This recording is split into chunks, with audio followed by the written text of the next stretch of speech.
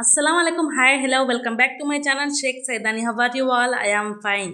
ఈ రోజు వీడియోలో ఎగ్ టమాటా కర్రీ ఎలా ప్రిపేర్ చేస్తానో చూపిస్తాను. స్కిప్ చేయకుండా లాస్ట్ వరకు అయితే చూసేయండి.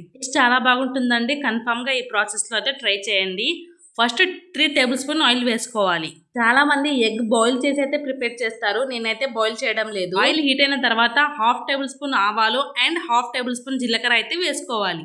3 మెంబర్స్ కి సరిపడే క్వాంటిటీ అయితే ప్రిపేర్ చేస్తున్నాను. 1 కప్ కట్ చేసుకున్న ఆనియన్స్ తీసుకోవాలి. At the same time 2 or 3 అయితే పచ్చిమిరపకాయలు తీసుకోవాలి. ఆవాలు జీలకర్ర వేగిన తర్వాత కట్ చేసుకున్న ఆనియన్స్ అయితే వేసుకోవడమే. ఆనియన్స్ గోల్డెన్ కలర్ రావడం అయితే అవసరం లేదు. జస్ట్ ఒక 20 or 30% కుకింగ్ అయితే చాలు.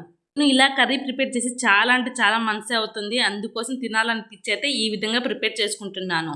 1/2 టేబుల్ స్పూన్ పసుపు అండ్ టేస్ట్కి తగినంత సాల్ట్ వేసుకోవాలి. పసుపు ఉప్పు కలిసేటట్టుగా మంచిగా ఫ్రై చేసుకోవాలి. ఫేవరెట్ ఆఫ్ కర్రీస్లో most of the important curry ఏదైనా ఉంది అంటే అది ఎగ్ కర్రీ మాత్రమే. ఎగ్ అంటే అంత ఇష్టం. మరి 1 టేబుల్ స్పూన్ అల్లం వెల్లుల్లి పేస్ట్ వేసుకోవాలి. పచ్చి వాసన పోయేదాకా అయితే ఫ్రై చేసుకోవాలి. ఒక్కొక్కళ్ళు ఒక్కొక్క ప్రాసెస్లో అయితే ఎగ్ టమాటా కర్రీ అయితే ప్రిపేర్ చేస్తారు. నేను ప్రిపేర్ చేసే ప్రాసెస్ ఎప్పుడు ఇలానే ఉంటుంది. ఆల్రెడీ టమాటాలు అయితే కట్ చేసుకొని పెట్టుకున్నాను. ఇప్పుడు అవి కూడా వేసి మంచిగా మిక్స్ చేసుకోవాలి. టమాటాస్ పెద్ద సైజు ఉంటే 6 or 7 చాలు.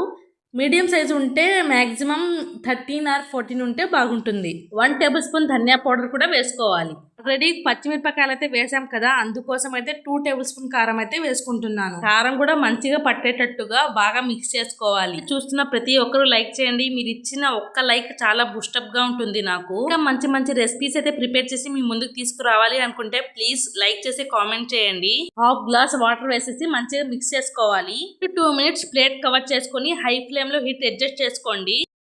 వాటర్ చూడండి ఎంత చక్కగా బాయిల్ అవుతుందో. ఇప్పుడైతే ఎగ్స్ బ్రేక్ చేసుకుని వేసుకోవడమే. నేనైతే 3 eggs తో ప్రిపేర్ చేస్తున్నాను.